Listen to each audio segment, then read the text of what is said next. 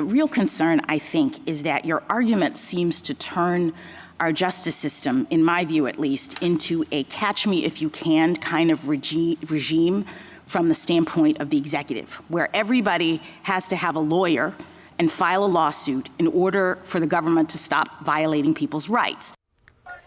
Protests outside the Supreme Court today as justices weigh in on the power of the lower courts to issue nationwide injunctions on President Trump's executive orders and the merits of ordering an end to birthright citizenship. It was the main issue at the heart of today's hearing.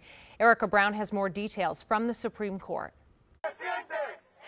Immigration advocates demonstrated outside of the Supreme Court Thursday morning, while the Trump administration presented its case to the Supreme Court that district court judges should not have the power to issue nationwide injunctions against the president's executive order ending birthright citizenship. We have our lower courts making snap judgments on the merits that ignore the fundamental principle of the 14th Amendment, that it was about giving citizenship to the children of slaves. Several justices took the government to task over the order, even though the merits of that case weren't before the Supreme Court. The president is violating not just one, but by my count, 4 established Supreme Court precedents. The government argues the lower court rulings only apply to individuals suing, but some liberal justices pressed on how that could create a confusing patchwork of rules and affect what cases reach the Supreme Court.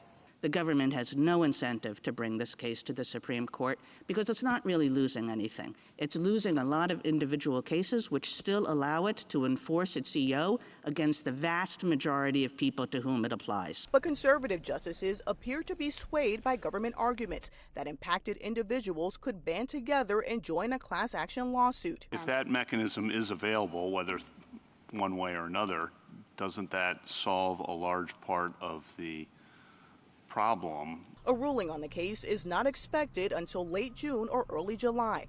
Erica Brown, CBS News, the Supreme Court.